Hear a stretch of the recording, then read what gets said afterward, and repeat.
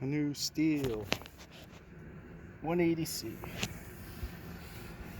from Morgan.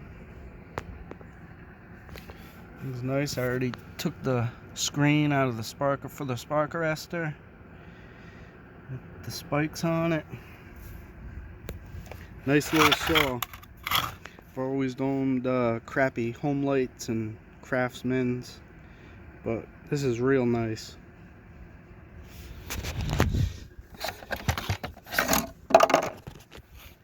Nice bar, the self-adjuster,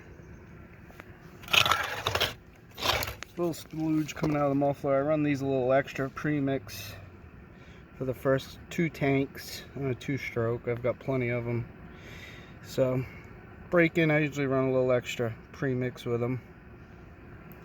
But this has got the easy start, which is, yeah, I'm not a fan of them. I'd rather have a regular style pull start, but I'll show you how easy it is to start. I already been using it probably about 15 minutes ago, so I'm just gonna put it in run. And did a bunch of research. These seemed like some of the better ones versus a Husqvarna. So